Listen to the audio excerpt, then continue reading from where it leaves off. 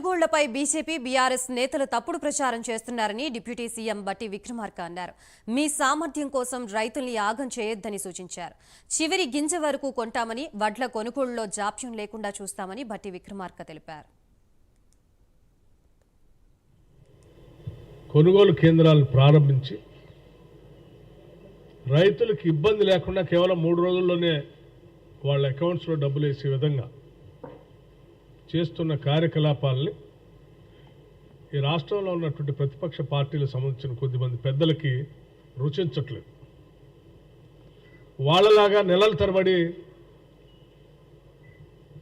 కళ్ళాల్లోనే ధాన్యం ఉండేటట్టుగా,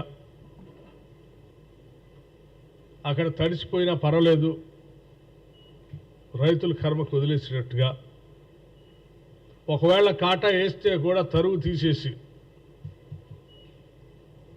5 నుంచి 10 కేజీల దాకా తీసి వాళ్ళకి ఇవ్వాల్సిన డబ్బులు నెలల తరబడిలాగా ఇచ్చుంటే బాగుండే.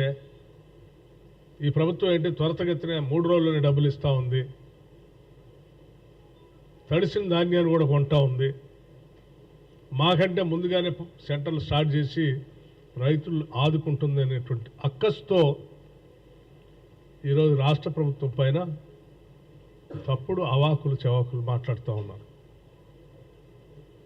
రాజకీయాల కోసం చేయాలి తప్ప రైతాంగ సోదరుల జీవితాలతో వాళ్ళని ఇబ్బంది పెట్టడం కోసం ఈ రాజకీయాన్ని వాడుకోవటం అనేది మంచిది కాదని నేను చాలా స్పష్టంగా